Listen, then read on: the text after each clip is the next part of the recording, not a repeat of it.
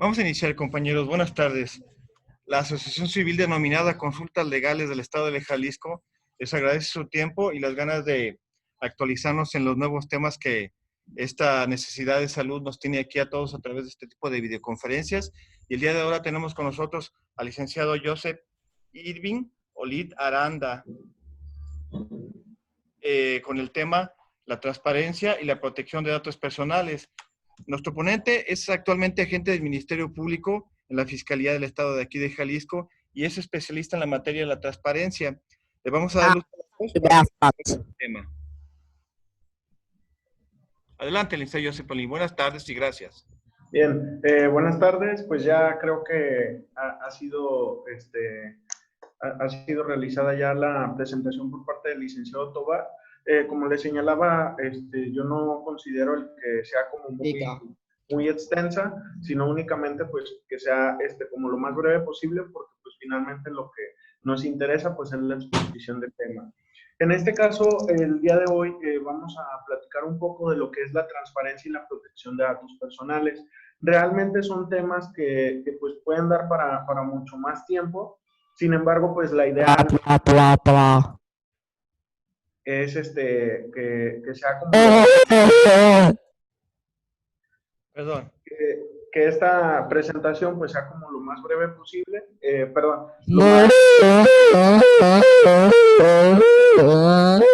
Menos en algunos de los aspectos.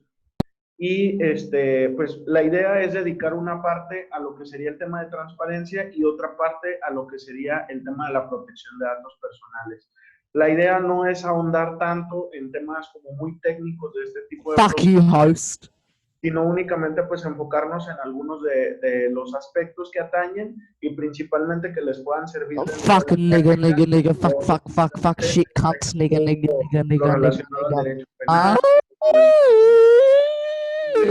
Entre otros aspectos.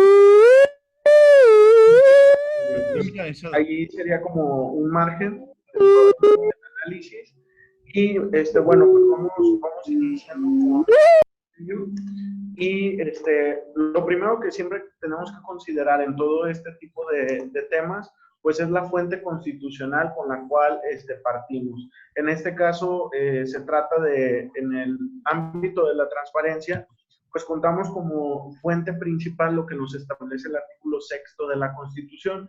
Este artículo pues señala una serie de elementos, una serie de componentes que son los que van a regular el ejercicio tanto del derecho a la información como lo que atañe a la transparencia. Un poco más adelante explicaré esencialmente en qué radicaría la diferencia entre esa serie de conceptos como lo es el derecho a la información y como lo es la transparencia ya en estricto sentido, y qué otra relación o con qué otros puntos pudieran estar relacionados, como por ejemplo con la rendición de cuentas, con conceptos como el gobierno abierto, entre otros aspectos.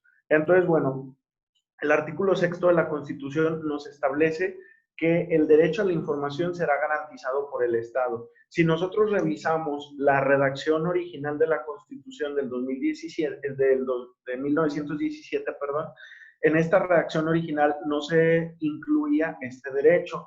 Fue en una reforma que se realiza en el año del 2002 cuando se incorpora este aspecto dentro de la Constitución. Esto pues no necesariamente significa que antes de ese año no hubiera un derecho a la información, pero sí pues que ese reconocimiento no tenía el carácter constitucional. ¿Qué fue lo que implicó a grandes rasgos el que se incorporara en la Constitución esto? Que hubo una serie de reformas. Posteriormente se publica lo que sería la primera ley en materia de transparencia, que fue una ley federal, y con esto pues empezó a haber una mayor apertura por parte de los entes de gobierno para que cualquier ciudadano pudiera accesar a la información. Esto pues no solo tiene implicaciones sociales en el tema de que pueda haber una mayor intervención por parte de los ciudadanos en general, por parte de personas involucradas en la sociedad civil, sino que también pues esto serviría o permitiría el que pueda haber un mayor control y un mayor involucramiento para la propia mejora por parte del Estado. Por ejemplo, en un Estado donde hay opacidad, que sería como lo contrario a la transparencia, en un Estado con opacidad, pues hay un menor grado de crítica y a su vez pues hay una menor cantidad de herramientas en las cuales pueden acceder los ciudadanos. E incluso nos podemos ir a lo más básico. Más de alguno de ustedes, por ejemplo, pues cerca de su domicilio tendrán a lo mejor algún área verde que pues le tienen como cierto respeto, le tienen cierto cuidado, porque pues a lo mejor es donde pueden ir a hacer ejercicio, donde pueden ir a convivir con la familia, entre otros aspectos. Entonces, hemos tenido casos, por ejemplo, recientes, el tema del San Rafael, el tema del del Bosque de los Colomos, la primavera, donde ha habido una serie de conflictos socioambientales y el derecho a la información, pues es lo que ha servido para que estos ciudadanos puedan tener mecanismos de defensa un poco más eficientes. Por ejemplo, no es lo mismo el que yo a lo mejor pues con una estrategia más o menos planificada me llegue a aventurar a promover un juicio de amparo por este tipo de situaciones, sin contar a lo mejor con una información técnica que ha ido documentando el propio Estado, que cuando yo le pido esa información al Estado y con base en ella voy realizando una planeación ya más adecuada de cómo quiero defender esa situación. Y les pongo un ejemplo que ocurrió aquí en Jalisco. Está un tema reciente de el Cerro del Cuatro. El Cerro del Cuatro, durante muchos años las personas que viven en las inmediaciones han buscado que sea un área natural protegida. Hace algunos meses, el ayuntamiento de Tlaquepaque, de pronto en una de las sesiones, considera que una parte de esa área debería de ser entregada a la Universidad de Guadalajara para que construyeran un nuevo centro universitario. Las personas que viven cerca del lugar pues se molestaron un poco por esta situación y el mecanismo bajo el cual accedieron a la información para ir planteando las estrategias fue a través de este derecho a la información y a través de una solicitud de transparencia. ¿Qué es lo que generó posteriormente? Que una vez que contaban con la información de en qué fecha se había sesionado, en qué términos se resolvió, qué calidad jurídica tenía ese cambio dentro de esa área, entre otros aspectos, esto generó la posibilidad de que quienes están en contra de esa determinación por parte del Ayuntamiento de Tlaquepaque, pues pudieran tener a lo mejor elementos para promover un juicio de amparo, para acudir también a un mecanismo de participación social, como lo pudiera ser, en este caso, un plebiscito. Entonces, pues esos serían algunos de los aspectos.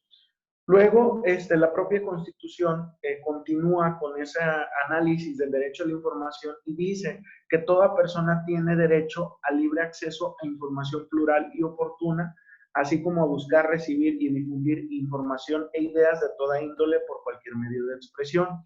Este aspecto medularmente va más relacionado a lo que es la libertad de expresión. Sin embargo, aquí hay que considerar que el artículo primero constitucional nos habla de la interdependencia que existe entre los derechos humanos. Entonces, ¿cómo podemos materializar mejor el derecho a la información contando con libertad de expresión? ¿Cómo puede acontecer mejor la libertad de expresión? Pues contando con derecho a la información. Son derechos que están íntimamente relacionados y por eso también pues sería como relevante tomarlo en cuenta. De aquí, otro aspecto muy importante dentro del panorama es que originalmente el derecho a la información tenía como un tinte más político, es decir, que conociéramos aspectos que atañen a el derecho de votar y ser votado, así como la conformación de partidos políticos. Sin embargo, con esta reforma que les digo y con una serie pues de instrumentos internacionales se va modificando ese aspecto para que el derecho a la información pues sea como tal un derecho que atañe a toda la vida pública, a toda la intervención por parte del Estado y a la documentación de todas esas acciones que se realizan. Y esto teniendo pues una serie de propósitos que ya les mencionaba previamente, como pudiera ser la íntima relación que puede existir con la rendición de cuentas y con el gobierno abierto. Continuando con este panorama, establece la Constitución una obligación que resulta muy importante. Toda la información en posesión de cualquier autoridad, entidad, órgano, así como de cualquier persona física, moral o sindicato que reciba y ejerza recursos públicos, en este caso va a ser información pública y solo podrá ser reservada de manera temporal por razones de interés público y seguridad nacional. Vamos analizando cada uno de los aspectos. En primer término, esa obligación de que cualquier información de cualquier autoridad va a ser pública. ¿Esto qué significa?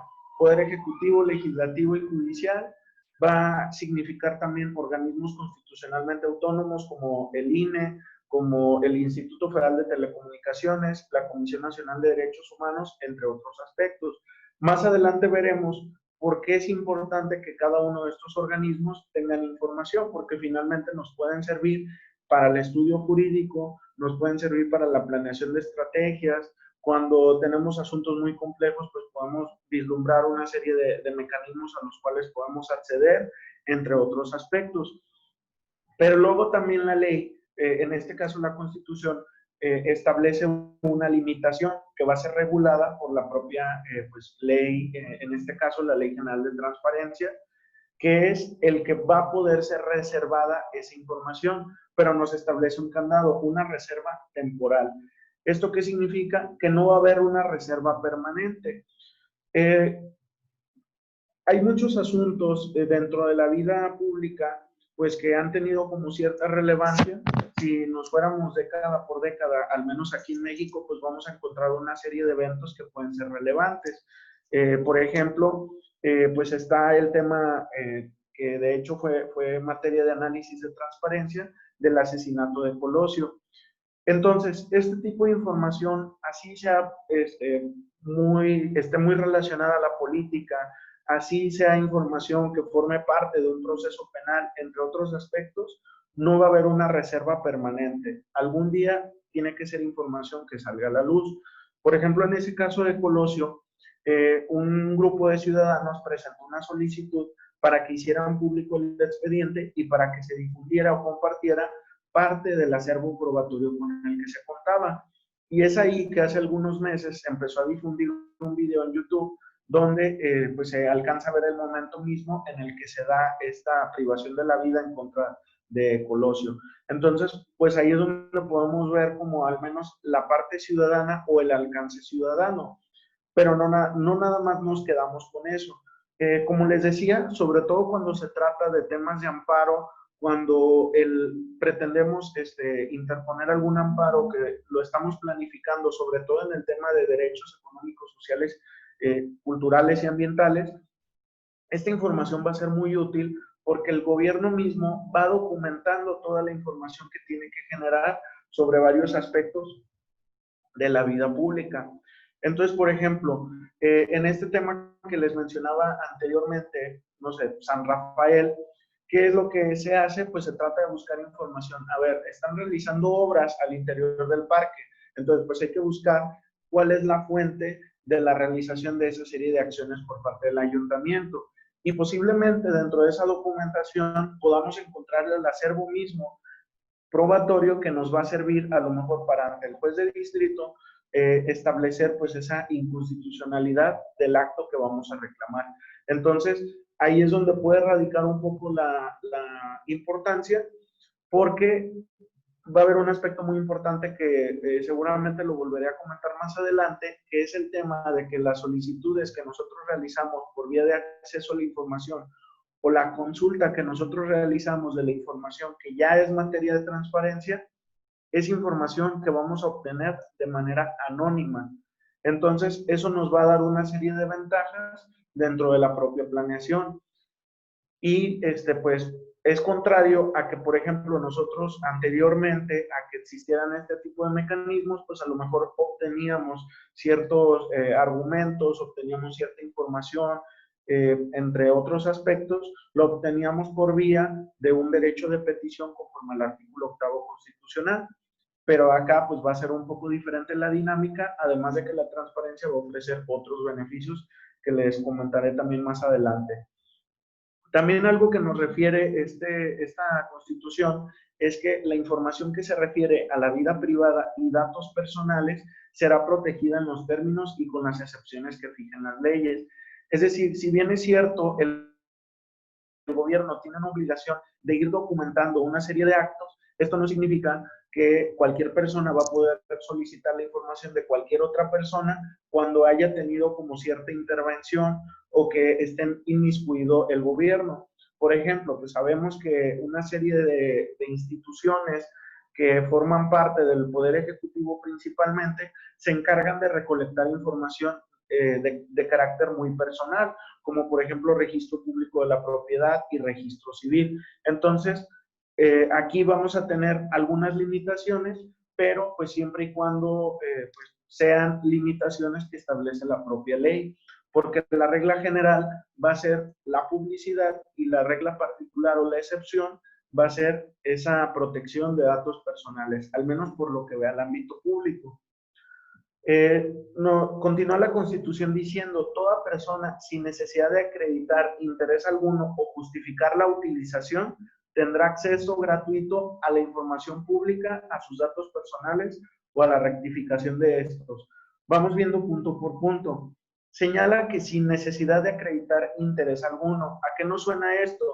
Artículo 5 de la Ley de Amparo, cuando nos habla del quejoso, nos habla de un interés jurídico y de un interés simple. Y apenas hasta el 2011 se incorporó el llamado interés legítimo. Pero ¿qué es lo que ocurría antes del 2011? Que para yo hacer o para impugnar este tipo de situaciones, pues yo requería un interés jurídico, es decir, que ya tuviera reconocido un derecho y que pues con base en ese derecho estaba realizando un ejercicio o una materialización del mismo. Sin embargo, cuando hablábamos, por ejemplo, de tratar de obtener información por parte de los entes de gobierno, pues lo que predominaba era la reserva y pues con una serie de argumentos. Uno de los argumentos que más se recurría pues era decir, a ver, ¿qué interés tienes tú? ¿Eres parte de ese acto? ¿Por qué lo necesitas? Entre otros aspectos. Entonces, ahora no. Yo no tengo que acreditar nada, no tengo que justificar para qué quiero la información, siempre y cuando no sea información que sea materia de datos personales. Entonces ese es el primer punto. Tampoco tengo que justificar la utilización. No hay necesidad de que yo le diga, oye, quiero que me remitas, no sé, la licencia de construcción de tal persona respecto a tal domicilio, porque quiero presentar una demanda en el Tribunal de Justicia Administrativa o quiero presentar una solicitud ante la Procuraduría de Desarrollo Urbano o alguna situación similar. No, yo no necesito justificar para qué quiero la información. Presento la solicitud y con eso debe de recaer, por regla general, pues la entrega de esa información. Luego nos menciona este mismo aspecto que va a haber un acceso gratuito. Este también es muy importante, porque anteriormente, pues también se recurría mucho a que, bueno, pues te entrego la información, pero conforme a mis leyes de ingresos, pues te voy a cobrar tal cantidad. Al menos por lo que vea la materia de transparencia, no vamos a necesitar erogar alguna cantidad en específico. Sin embargo, ojo, esto dice la Constitución. Las leyes de transparencia, tanto la general como las que corresponden a cada uno de los estados, sí establecen que cuando sea información que se va a entregar de manera física y que no había una obligación de tenerla, por ejemplo, en la nube o en la página web de lo que pudiera ser el ayuntamiento o de alguna secretaría de gobierno, cuando estemos en este supuesto, si son más de 20 hojas, sí se va a cobrar una cantidad. Pero eso es lo que dice la ley. Hay una supremacía constitucional y pues ahí en ese tipo de casos podemos tratar de justificarlos. No sé si alguno recordará, pero aquí en Jalisco, cuando inició el tema de la construcción del tren ligero, había un gobierno a nivel federal con un color y había gobiernos municipales con otro color.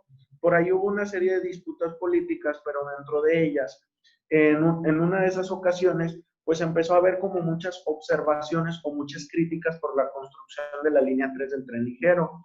Entonces, una de estas personas que pertenecen a otro partido presenta una solicitud y pide toda la información que correspondía a la construcción, planeación, edificación, etcétera, de la línea 3 del tren ligero. Le responden las diferentes dependencias, pero le dicen, ¿sabes qué? Antes de entregarte la información tienes que erogar tal cantidad. Y creo que era una cifra algo millonaria. Por ahí hubo la interposición de un recurso y pues posteriormente les dieron la razón en el sentido de que esa era información que debía de entregarse de manera gratuita. Entonces, pues ahí es donde vamos a tener que privilegiar esa gratuidad en la entrega de la información. Y finalmente, también puedo yo solicitar, al menos de acuerdo a este mismo precepto constitucional, la información que atañe a mis propios datos personales y solicitar la rectificación de los mismos. Más adelante hablaré un poco de lo que es el tema de protección de datos personales, por eso aquí ya no me voy a detener. Luego continúa señalando que va a haber mecanismos de acceso a la información y procedimientos de revisión. Es decir, no es nada más el que yo pueda presentar mi solicitud y si me la niegan me voy al amparo. No, voy a tener dentro de la misma legislación recursos, en este caso recurso de revisión, pero también algo que se llama recurso de inconformidad. Más adelante explicaré un poco de ello. Pero esto significa que ya las autoridades, por voluntad propia, no me van a decir, ah, no, pues no te la entrego. Y tener que irse al amparo, 4 meses, contratar a un abogado cuando eran ciudadanos comunes, entre otros aspectos. No. Aquí en el tema de transparencia, directamente se puede presentar el recurso y pues obtener de ahí una resolución favorable. Posteriormente, aquí también hay otro punto muy importante. Si hay una obligación de publicar hacia los entes de gobierno, también hay una obligación de preservar y documentar. Entonces nos dice la Constitución, los sujetos obligados deben preservar sus documentos en archivos administrativos actualizados y publicarán a través de medios electrónicos la información completa y actualizada sobre el ejercicio de los recursos públicos e indicadores de rendición de cuentas. Aquí, por ejemplo, cuando hablamos de la publicación de medios electrónicos, como les decía, estas son disposiciones que vienen incluso desde el año 2011, 2013, al menos este en específico viene. Sin embargo, desde el 2002, muchos entes de gobierno empezaron con buenas prácticas de publicar información en Internet. ¿Esto a qué nos suena? A que, por ejemplo, caso contrario, cuando hablamos de otras materias, por ejemplo, derecho civil, derecho familiar, derecho mercantil y hasta derecho penal, aquí en Jalisco ni siquiera teníamos notificaciones por medios electrónicos, apenas se está implementando. Y en cambio, pues tenemos disposiciones de otro tipo de materias que a lo mejor no habían sido tan observadas, donde ya hay un paso tecnológico muy relevante, donde ya hay un compromiso serio hacia la autoridad y que si no cumplen estas disposiciones puede acarrear una responsabilidad administrativa o incluso hasta una responsabilidad de carácter penal, dependiendo de la situación. Entonces, pues ahí, aquí la muestra de que querer es poder. Cuando la autoridad quiere cumplir con las disposiciones, cuando la autoridad quiere facilitar a los ciudadanos algunos aspectos, pues aquí tienen mecanismos.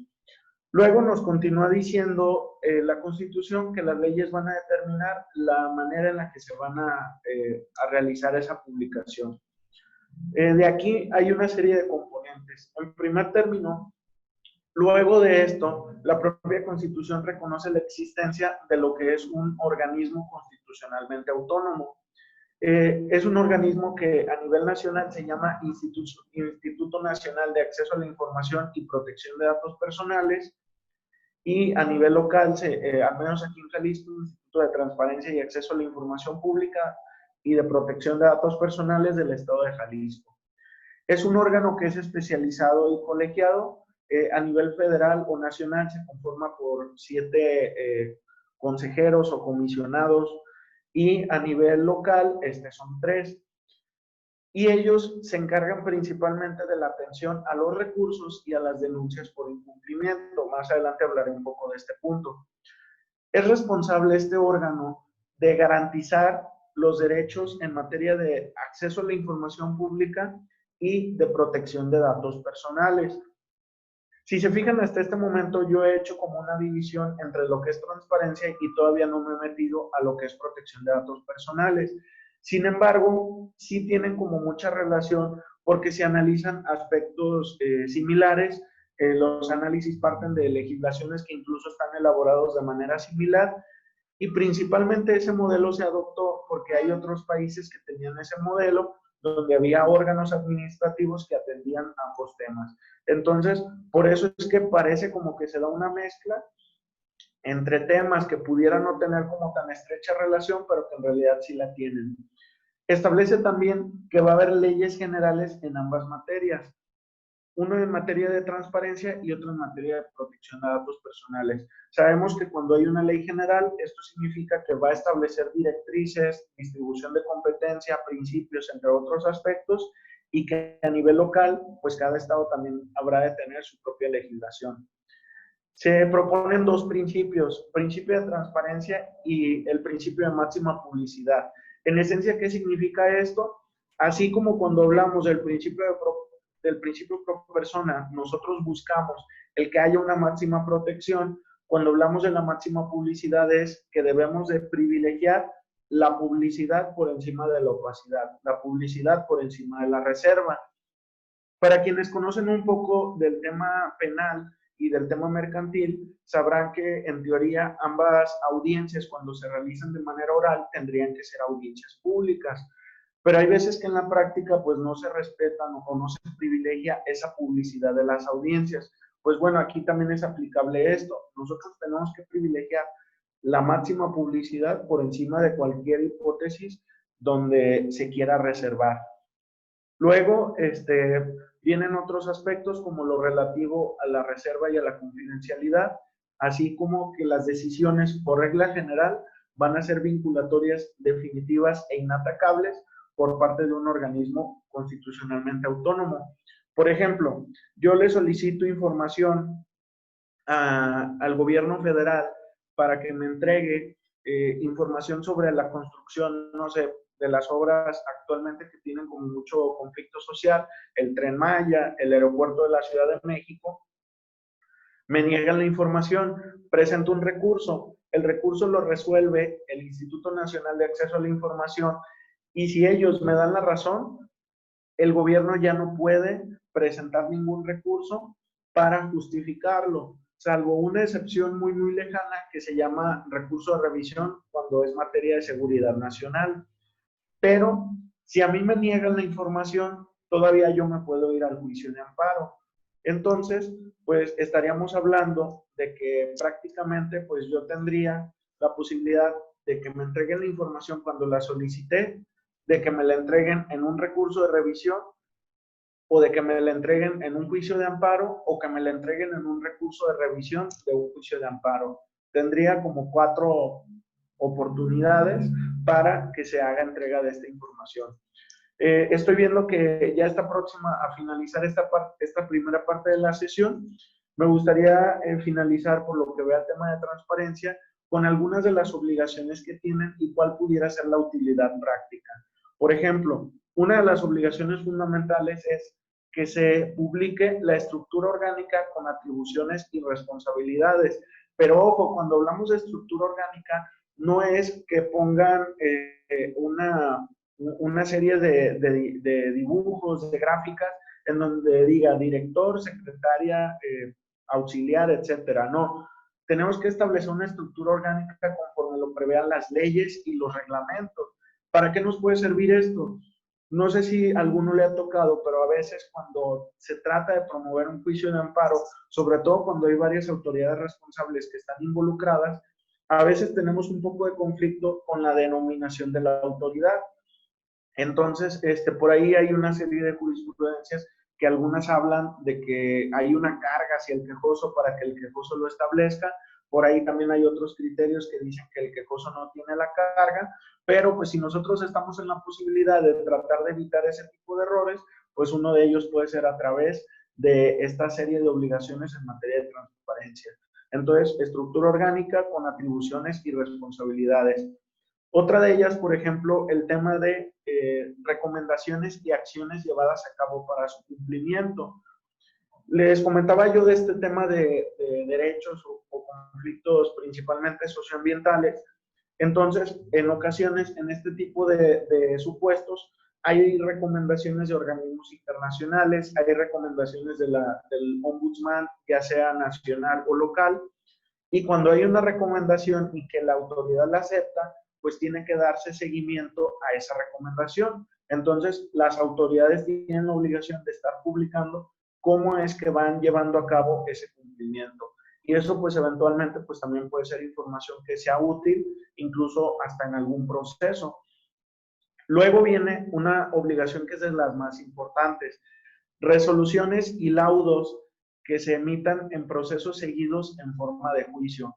¿Esto qué significa? Todos los procedimientos materialmente jurisdiccionales, es decir, procedimientos seguidos ante la Junta Local o Junta Federal de Conciliación y Arbitraje, en su momento también en los juzgados laborales que se van a crear, juzgados civiles, familiares, mercantiles, penales, toda resolución que se emita en ese tipo de procesos, en teoría tendría que ser pública. Como no hay un absoluto respeto hacia esta disposición, la interpretación que se le da muchas veces es que por resolución y laudo, como se utiliza esos dos conceptos conjuntamente, entonces nos estaríamos refiriendo únicamente a sentencias definitivas. Al menos algunos así lo interpretan, yo no estoy tan de acuerdo.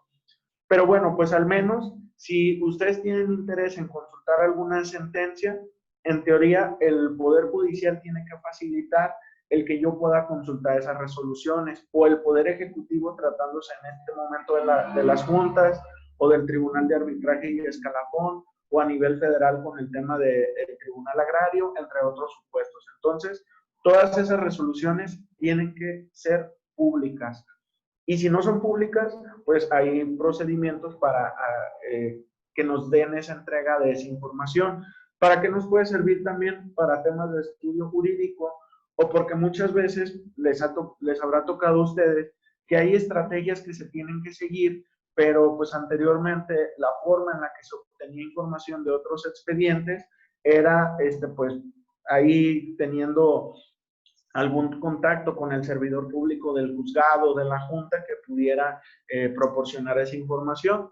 Sin embargo, pues sabemos que en algunas ocasiones ese tipo de actos pudieran incluso llegar a ser constitutivos de algún delito. Entonces, pues ya no tenemos que orillarnos a eso, por vía de transparencia lo podemos obtener.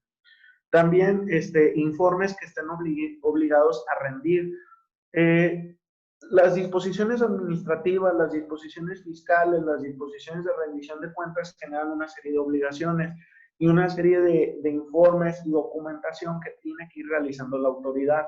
Todo eso yo lo puedo obtener por vía de transparencia. Incluso, no sé si le habrá tocado a alguno, que hay veces que cuando uno manda algún correo electrónico a alguna institución de gobierno, cuando te responden con la leyenda de que esta respuesta y la comunicación que se genere podrá ser susceptible de alguna solicitud de transparencia. Entonces, pues son algunos de los aspectos que hay que comprender. Luego vienen algunas en particular, que por ejemplo, planes de desarrollo urbano, serían algunas de ellas, actas de sesiones, por ejemplo, del Poder Legislativo, así como de los ayuntamientos. Ojo, agenda legislativa, iniciativas, gaceta parlamentaria, diario de debates y versiones estenográficas. Todo eso que le corresponde a los congresos también es materia de transparencia. ¿Para qué nos puede servir? Porque muchas veces, pues, la ley no es clara y sabemos que, pues, hay diferentes tipos de interpretación. Una de esas interpretaciones pudiera ser la teleológica y, pues, para eso en ocasiones recurrimos a lo que pudiera ser la exposición de motivos.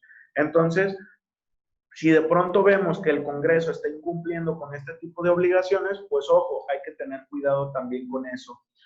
Otros aspectos, por ejemplo, listas de acuerdos.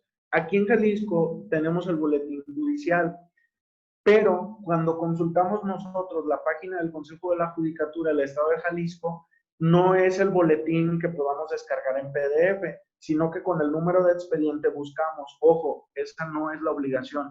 La obligación del Consejo es publicar la lista de acuerdos completa, sin que nosotros tengamos que pedirle el expediente o establecer el juzgado. Hasta aquí terminaría esta parte porque ya nos va a cortar y ahorita en breve nos volvemos a ver.